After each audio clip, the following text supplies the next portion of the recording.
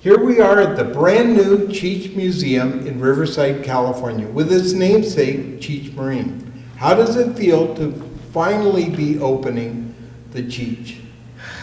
Overjoyed, actually. I'm actually overjoyed. I think it hit me last week when we were walking by the museum outside at night, and my name was on the building, and it lit up, and I go, oh, it's actually really happening. That's the first time it really, really hit me. Excellent, excellent. What do you hope guests will experience while visiting the Cheech? I think hopefully they will be taken away by the art inside the building. That's the purpose of it, to have art conduct you into another place, to the appreciation of the art. And it's open to everybody, that we want to see the talent and the outreach of this community that has been existent for a very long time. And at this museum, there's more Chicano, art by Chicanos than at any other museum, I'm sure, in the world, right? Except for the one next door. They have much more. Yeah, I would think it does, because it's the first dedicated Chicano art museum. Exactly. Because there's certainly museums that'll have 30, 40 pieces. I don't know of any. Yeah, okay. Your collection highlights Chicano art. When did you first envision it as a museum? Fairly early in the collecting process, where it kind of quickly occurred to me that I'm buying these big, gigantic paintings for something, and they're not going in my house because I didn't have that big a house. But I always envisioned that sometimes, at some point, they would be in a museum or traveling museum or played by museums. I never kind of dreamed that I would have my own museum. That was too big a dream. Well, you're certainly preserving them for history. Yeah, we hope so, and it's not only that, but to encourage also other Chicano painters and like-minded people to keep producing this art that kind of describes this community. Yeah. Well, there's so many amazing pieces here. That's because we have so many amazing artists. It's been a long process to open this museum. Can you share some of the steps? Well, I've been collecting something for all my life, since I was a little kid, whether it's marbles or baseball cards or stamps or whatever I had a penchant for collecting and codifying. And when I finally got around to collecting art, I had enough money to do it. I thought, wow, this is a great deal. So my natural collecting gene kicked into place, and then I couldn't stop. Like all addicts, it's hard to stop. How many potential museum sites did you look at before settling on Riverside? Before settling on Riverside? Exactly none. Because they came to me. Right. Yeah, I didn't say, who shall I gift with this thing of art? They came to me, and at first I didn't understand them. I thought, you want me to buy a museum? Well, I'm doing okay, but I don't know if I'm doing the museum okay. No, they said, no, we want to give you this museum in exchange for the collection. You house it there, and we'll take care of it for all eternity. At least 20 years, because that's the minimum amount of time that you have to put in order to be considered a bona fide museum. Exactly, yeah. Well, I know the community here has certainly opened its arms to you, and that's got to feel great. I mean, I really didn't expect that, because I was honored to have them consider this being the repository of the collection, but I didn't anticipate the support we would get from the community here in Riverside and the Inland Empire.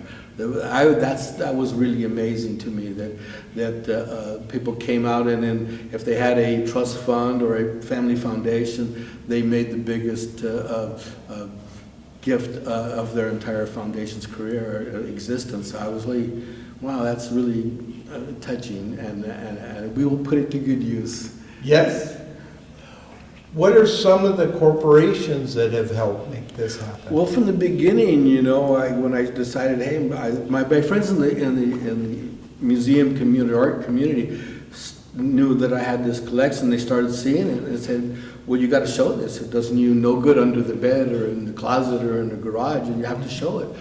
Okay, well, how do I do that? Well, you have to get, you have support from some entity because it's a very expensive process. So, okay, well, I had my little dog and pony show that we used to go to every corporate boardroom in America, General Motors, General Mills, anything with a general in it. We were there asking for support for this tour.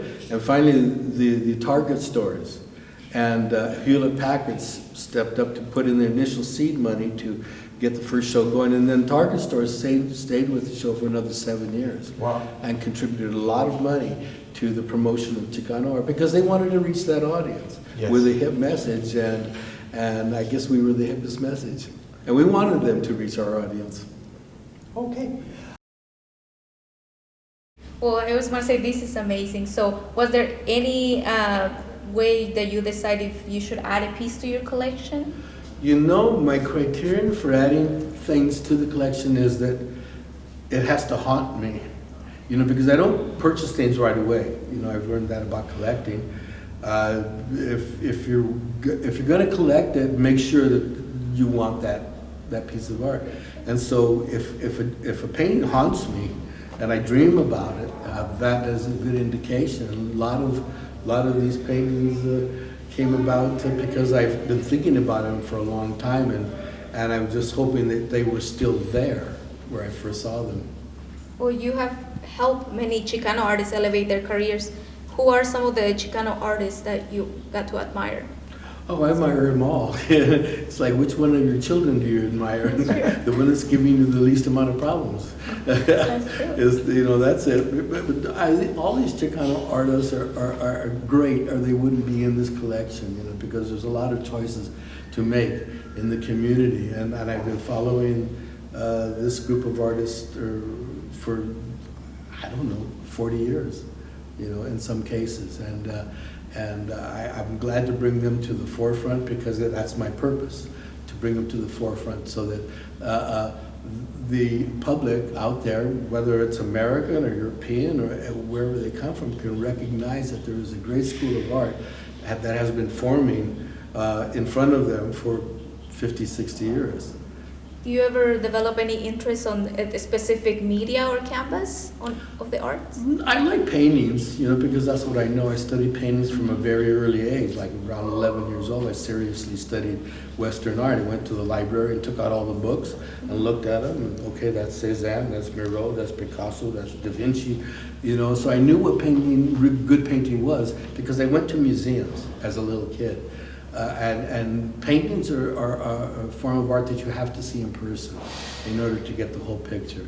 You can have them represented in books or magazines or whatever, but to really enjoy a painting, to really get what the medium does, you have to see them in person. I definitely agree, especially on the size that it creates an impact. In your book, The Cheech Is Not My Real Name, you stated that Chicano school was not a particular style of painting, but rather a combination of traditional Mexican art and contemporary world art. Could you describe a little bit more on this and what you mean? Well, all these artists, with only a few exceptions, are university and or art school trained. So they were exposed to world art from a very early age, and they fused their Mexican background and the heritage of their Mexican background with contemporary art and international art that was happening all over the world at the same time. And they fused those things together as a modern interpretation of what was going on in the country. I always use the analogy of it's like hearing the Beatles for the first time. You've heard that music before. It was Jerry Lee Lewis, and it was Everly Brothers, and it was Elvis, and it was blues, and everything, but it was sung in English by English guys and their particular phrasing and their particular interpretation of that. And that's the same thing I felt when I saw the first Chicano painters. I know this art. I know the roots. I know where it comes from, and this is their interpretation. It's like covering a standard and then adding your own beat to it. So what advice would you give to an aspiring collector? Inspiring, get a lot of money first. First, get $1 million.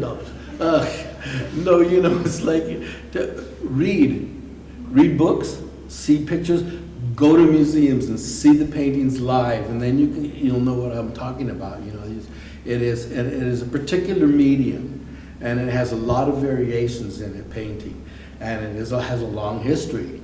And many techniques were discovered along that way, and we're definitely in the process of that. And you'll see when you come to the museum the lenticular works by the Latino brothers, and it's a whole new medium which they have mastered, and they are the only ones doing it. And that's how progress makes its way in an art lineage. You know, that whether it was Da Vinci discovering tempera or other artists discovering photographic techniques and combination. We have developed new techniques. Not every artist does it, but it was discovered along the way of Chicano art. Well, there's definitely a lot of inspiration here, I can tell you that. So, do you ever created any work of your own? I suck. I suck at painting, man. You know, I'd like to. It would be a nice dream to be able to. But you know, some people can run faster than others. Some people are taller. Some people are stronger. Some people are smarter. And you know, it's what it is. But you have to take the talents that you have and make the most of them, I think. That's right. Yeah. So we're going to be doing your acting career. Born in East LA is certainly a favorite of many. Thank you. Which of your Latino-themed movies are you proudest of? Well, I'm proudest of Born in East LA. I thought it was a wonderful story. It was based on a true story, and it just came at the right time, at the right place, and it shocked everybody because it was my first solo effort, you know. But I knew that I was onto a good story. I knew how to act. I knew how to make a movie, because it's the most difficult thing you can do if you're writing, directing, and acting in the movie at the same time. You just like, please don't ask me any more questions. You know, it was a tough one, but it was a real thrill to enact that story.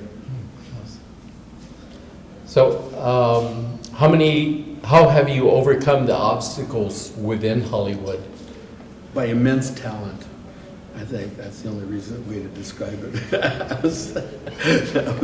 I was lucky. I was lucky to be in the right place at the right time. I knew what I was talking about, and I had the ability to pull it off. I mean, I never viewed Hollywood as an obstruction, because I was always very successful in Hollywood. You know, against popular belief or expectation, you know, how are these guys going to make a movie? But we did, and movies that have endured to this day as classics, and Born in East LA was among that group. Which of your animated movies do you enjoy the most? I like them all, man, you know.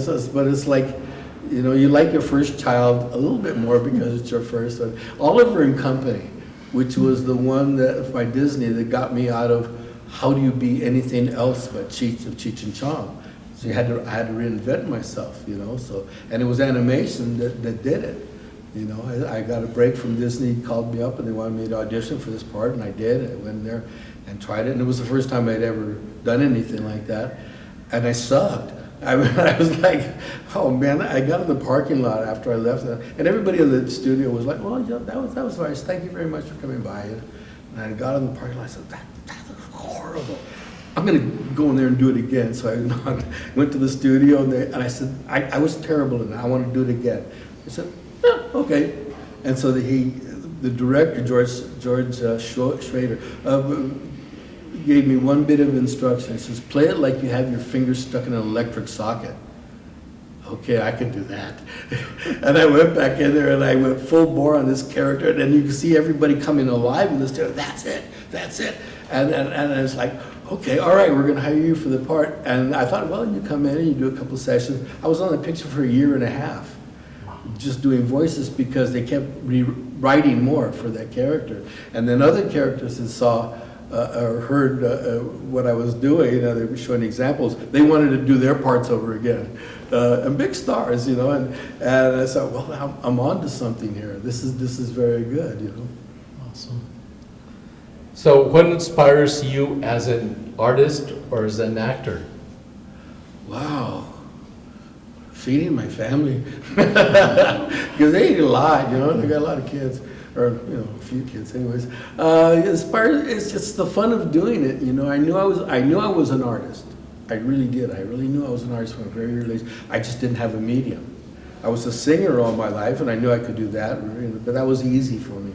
But learning about art, that was a more studied approach, you know, and I thought, well, I recognize these, and when I go to museums, I know this painting, I know the history of it, I know that intrigued me more than anything else. It was like I grew up Catholic, and you know, as a little kid, and you go to your Sunday mass or whatever you got to go to, and it's like, oh, how long does this thing last? You know, we're like, and I would look at the ceiling in the church where we were in there would be guys walking around in clouds, you know, with sheets and stuff like that. And then over in the corner, why are they barbecuing that guy in the corner?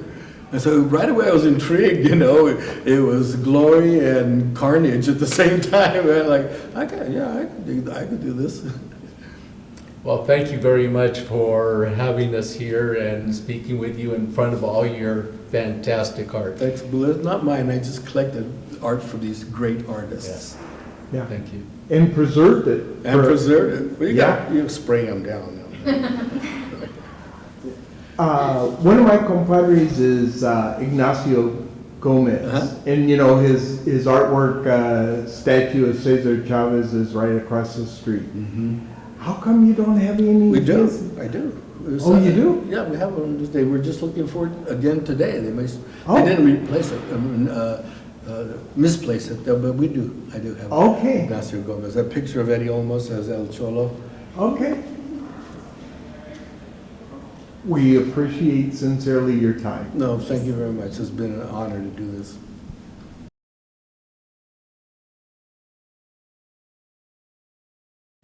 I got this at a community art auction. I think it was a Venice Art Walk one year, and it was and I wanted this painting, and I could afford it. It was relatively cheap, and I just stood by the painting the rest of the time, and I gave everybody a bad look. That's the way to do it. You know, like, This is I mine swear to now. God.